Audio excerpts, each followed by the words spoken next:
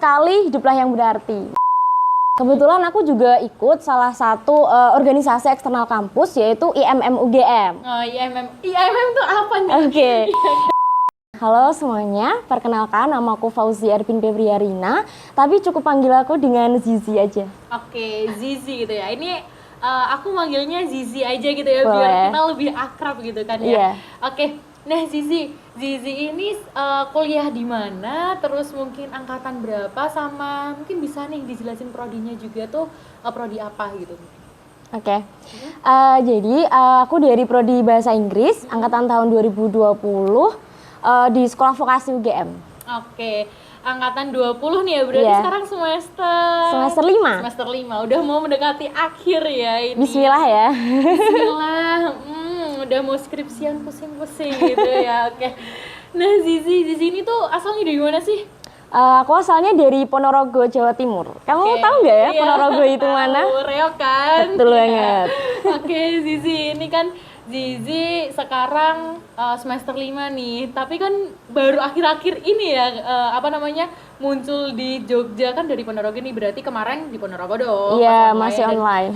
Dan mulai offline tuh baru ini, akhir-akhir ini ya? Iya, baru di semester 5 ini. Semester 5 ini Iya. ya?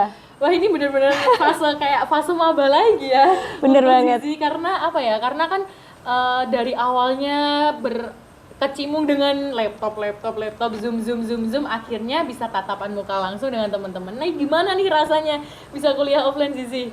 Alhamdulillah ya, rasanya tuh seneng. Ternyata yang di balik layar tuh, oh temenku yang ini, oh dengan karakteristik dia kayak gini, jadi seneng aja gitu. Seneng aja ya, sama bisa mengeksplor kampusnya ya Betul, akhirnya. karena selama ini kita nggak tahu ya, oh kampusnya ada mana sih, kelasnya yang mana sih, nggak tahu.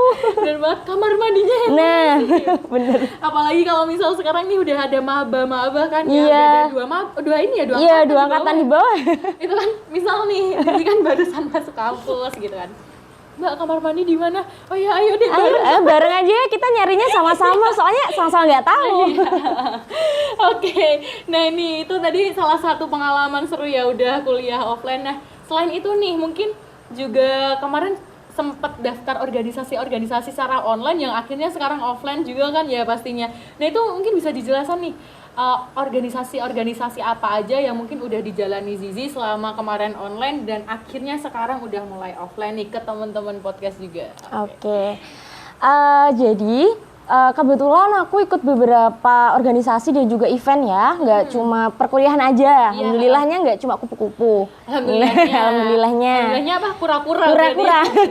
Kuliah rapat. Oke. Oke, jadi yang pertama tuh aku kebetulan ikut Hima ya, di Hima Prodi, kemudian ada di KM Departemen, kemudian ada menjadi koordinator di Gasita Karawitan dan juga Tari, itu UKM miliknya Prodi kayak gitu. iya. Kemudian aku ikut di project based learning miliknya dosen, jadi kayak pengabdian masyarakat kayak gitu, dan juga sekarang lagi nyiapin ada event UNIF dan lagi nyiapin buat seminar nasional hasil-hasil pengabdian masyarakat SVUGM gitu. Gila, kayak sesek nih langsung. Sesek ya? Ya, sesek dengernya aja tuh udah sesek, apalagi yang jalanin kan ya. Aduh, bismillah ya. Bismillah, ini tadi udah banyak banget nih sampai nggak kehitung, bahkan sampai kepanitiaan bahkan kepanitiaan Zizi juga banyak ikutnya juga ya. Itu gimana nih pusingnya? Pasti pusing banget. Nah mungkin nanti bisa nih di sharing ke teman-teman juga nih. Tapi Zizi, ini kan kemarin perpindahan dari online ke offline ya. Nah bagi Zizi banyak gak sih yang harus Zizi sesuaikan dari yang kemarin online ke offline, terutama di urusan organisasi ini? Oke, jadi kayak persiapan ya, perpindahan dari mahasiswa online ke offline tuh kayak gimana? Jadi kalau kita tengok kembali kemarin, kalau online kan kita kayak wah bangun tidur langsung buka laptop nih, wah kayak gitu ya. Tapi sekarang ketika offline nggak bisa, mohon maaf nggak bisa. Jadi kita harus manajemen waktunya lebih baik lagi nih, ngatur waktunya. Jadi kalau pagi, oh kita harus jadi morning person, weh. Morning person belum? Udah alhamdulillah ya. Jadi Bagus. karena kuliahnya pagi nih, jadi harus nyiapin semuanya pagi. Terus kalau kita nggak boleh nih sebisa mungkin nggak boleh deadlineer ya, walaupun walaupun deadlineer itu kayaknya sifat semua mahasiswa nih. Tapi sebisa mungkin kita juga nggak yang mepet-mepet banget, apalagi sampai telat ya. Jangan sampai kita jadi persiapin apapun yang kita kan nggak tahu nih di depan mau ada apa. Tapi kita harus persiapin nih diri kita sebaik mungkin kayak gitu. Oke, nah itu tadi mungkin dari mahasiswa online ke offline-nya ya. Kalau misal dari urusan organisasinya nih, gimana nih respon kamu terhadap yang kemarin rapat-rapat online? Akhirnya kita bisa nih dengan tantangan-tantangan yang ada kita menghadapi secara offline gitu. Oke, jadi agak kaget juga nih karena kita pertama offline ya. Ternyata kalau kita rapat suatu event atau rapat suatu kegiatan yang penting yang maksudnya besar kayak gitu, ternyata bisa sampai malam juga teman-teman. Oh, gitu ya. Jadi kalau misal kita ada bahasannya banyak, oh ternyata kita bisa sampai malam juga. Tapi seru sih kayak gitu, kita bisa kenal sesama temen nih, bisa kenal sesama organisasi itu makin deket. Kita makan-makan bareng, kita cerita-cerita bareng, bahkan ngerjain tugas tuh di suatu rapat itu bareng-bareng gitu. Banget. Jadi kayak kekeluargaan ya. Iya benar banget, benar. Oke, berarti emang lebih banyak manfaatnya ketika offline ini ya, lebih banyak yang dirasain. Sebenarnya manfaatnya mungkin sama, cuman rasanya lebih Iya, gitu vibes-nya lebih menarik dan lebih bermanfaat ya. Oke, benar banget. Nah, tapi ngomong-ngomong nih ya Zizi, tadi kan Zizi udah jelasin banyak banget tuh organisasi internal kampus ya. Mungkin Zizi di sini ada nggak sih yang diikutin di eksternal kampus juga gitu? Oke, kebetulan aku juga ikut salah satu organisasi eksternal kampus yaitu IMM UGM. Oh, IMM tuh apa nih? Oke, IMM itu Ikatan Mahasiswa Muhammadiyah ya. Kebetulan aku ikutnya di Ibnu Khaldun nih, karena kan soshum nih. Oh kayak iya, gitu. Itu organisasi eksternal kampus Iya. ya. Berarti isinya dari mahasiswa-mahasiswa Muhammadiyah berkumpul jadi Betul, satu gitu ya. iya. Itu include-nya tetap eksternal ya, bukan ikut UKM-nya UGM gitu ya. Enggak, ikutnya eksternal kayak gitu. Oke. Berarti ini udah emang banyak banget nih yang Alhamdulillah ya. di sini teman-teman. Nah, mungkin dari teman-teman nih di sini yang mungkin juga takut gitu ya untuk ikut organisasi nih, bisa nih terus simak podcast kita sampai akhir ya pastinya, karena kita baru nge-spill awal-awalnya doang nih dari organisasi-organisasi Zizi. Nah, yang pertama nih Zizi yang mungkin teman-teman juga juga ini ya penasaran gitu ya. Pengalaman ya, oke. Pengalaman apa aja sih yang Zizi dapetin dari organisasi, terutama ya organisasi internal maupun eksternal, mungkin dari pengalaman terbaik, pengalaman terburuk atau apapun itu yang akhirnya bisa menjadikan Zizi yang sekarang. Jadi pastinya banyak banget pelajaran yang Zizi dapetin dari ikut organisasi itu. Mungkin bisa nih di-sharingkan ke teman-teman semuanya. Oke, jadi ini sharing pengalaman aja ya. Aku ambil satu contoh aja di salah satu kegiatanku di pengabdian masyarakat dengan dosen, yaitu di salah satu desa Minomartani. Jadi di situ aku ikut project based learning, karena kalau di SV kan lebih banyak untuk prakteknya secara praktikal gitu. Jadi di situ kita belajar bagaimana cara kita bersosialisasi dengan lansia nih. Kebetulan karena kita kampanyenya gimana cara kita buat tidak membiasakan atau merasa pikun itu adalah sesuatu yang biasa. Jadi di situ kita targetnya adalah lansia. Nah, gimana cara kita itu buat mengkaitkan cara bermain gamelan, di situ kan bermain musik dengan mengaitkan dengan daya ingat kayak gitu. Iya benar. Nah, Iya, karena kan kita ngafalin not tuh, ngafalin notnya gamelan kayak gitu-gitu. Nah, tantangannya di situ cukup lumayan challenging ya, karena lansia ini adalah orang yang luar biasa istimewa, karena kita nggak komunikasinya agak berbeda nih. Mungkin kalau kita dengan teman, kita hai bro gitu-gitu biasa ya. Tapi kalau dengan orang tua, kita harus bisa memahami perasaan mereka, kita harus bisa lebih sopan dan menghargai mereka. Terus nggak bisa kayak hai bro gitu-gitu, kayak aduh jangan, karena kan kita harus memperlakukan orang tuh sesuai dengan porsinya masing-masing. Nah kayak gitu, jadi challengingnya lebih ke komunikasi dan juga public relationnya kayak gitu. Oke. Berarti pengalaman-pengalaman yang Zizi dapetin ini tuh dari tantangan-tantangan terutama terkhusus tadi ya, contohnya itu tadi dari pengabdian itu tadi ya. Banyak challenge-challenge yang harus dihadepin gitu ya. Oke. Nah, itu mungkin pelajaran-pelajaran yang Zizi dapetin ya dari suatu organisasi.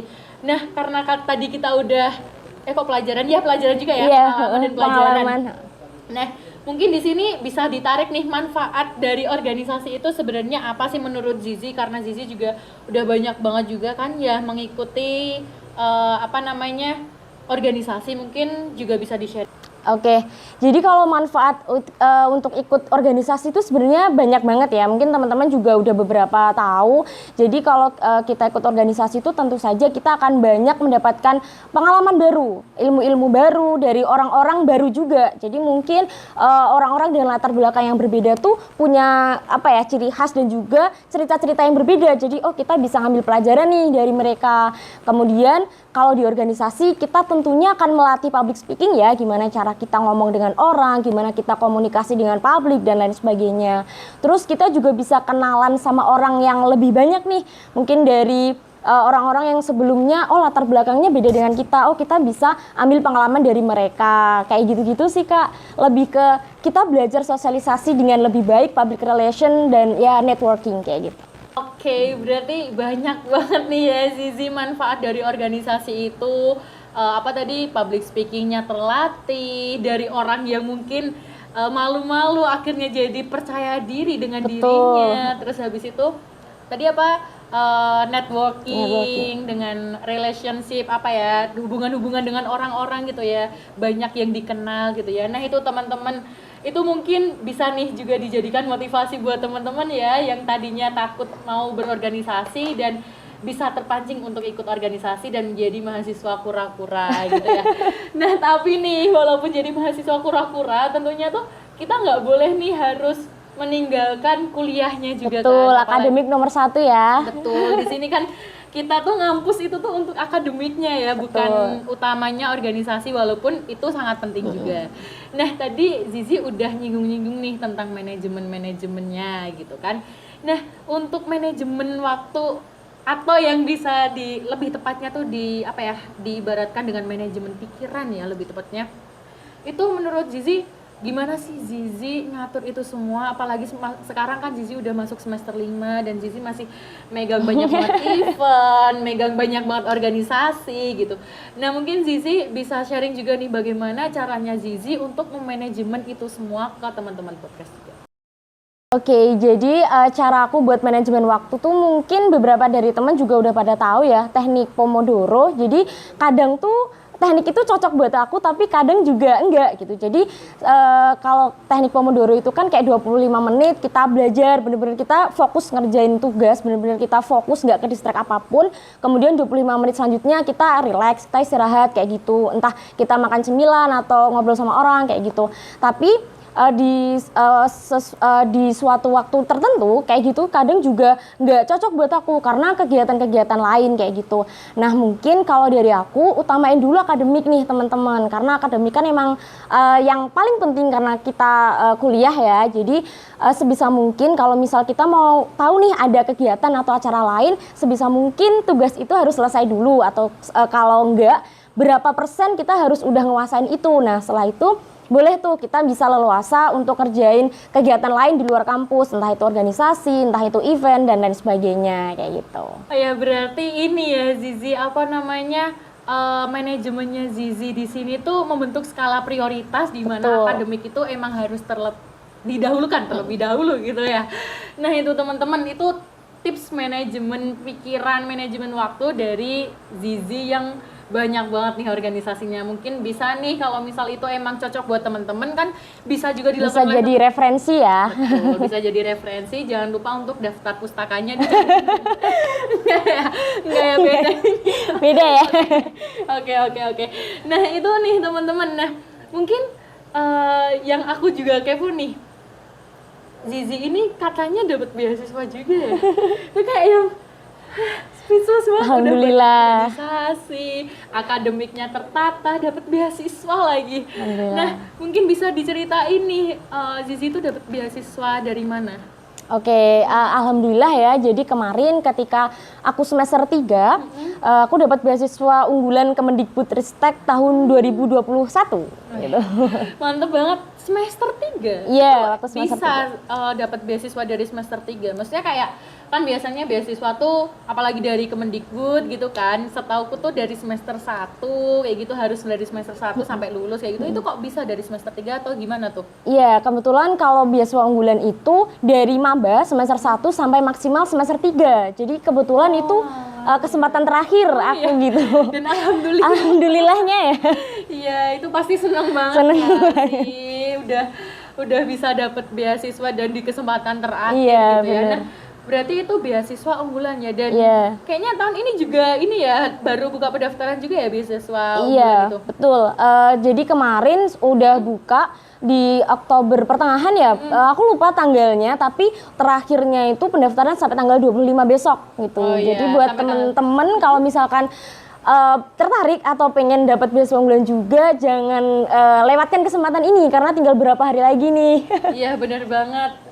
Kalaupun ini podcast tayang setelah tanggal 25 nih ya teman-teman, mungkin teman-teman bisa nih cari beasiswa-beasiswa yang lain Iya, kan ya, nggak bisa hanya beasiswa juga unggulan. di semester depannya kalau masih ada change-nya bisa kok iya. daftar lagi gitu. Sampai semester 3 ya. Iya, Dan- maksimal semester 3. Dan itu kan kayaknya juga terbuka nggak hanya untuk S1 ya? Iya bener, beasiswa unggulan itu ada buat S2 dan juga S3. Oke. Bahkan ada juga yang buat ini pegawai Kemendikbud dan juga teman-teman kita yang difabel. Oh, wah, inklusif ya. Iya. Keren banget. Oke. Nah, mungkin ini kita tadi bahas beasiswa. Kenapa sih Mbak kok harus bahas beasiswa? Nah, bisa nih apa sih yang didapetin dari beasiswa itu sampai kita tuh penting banget nih sekarang untuk bahas beasiswa nih. Apalagi kamu sekarang udah sebagai pemegang beasiswa gitu. Nah, mungkin sharing lah. Yuk.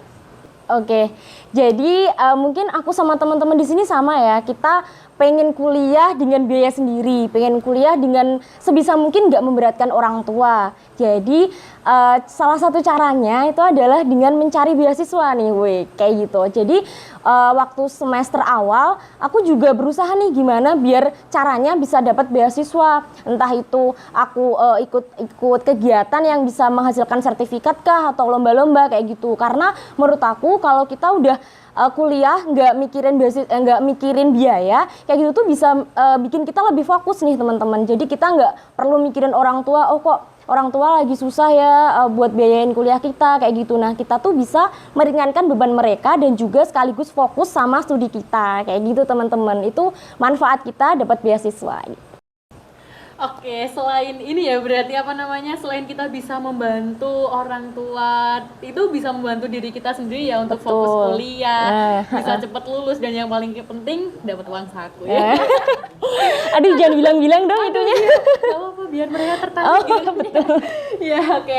Nah, Zizi nggak kerasa nih kita udah panjang banget ya yang kita bicarain, mulai dari masuk kuliah offline, ikut organisasi, manfaat-manfaatnya, manajemennya, sampai bahkan beasiswa nih. Nah mungkin sekarang nih kita berada di ujung podcast ini nih ya, sedih banget ya, sebenarnya masih pengen banyak banget hal yang harus kita bahas, tapi karena keterbatasan waktu kali ini ya.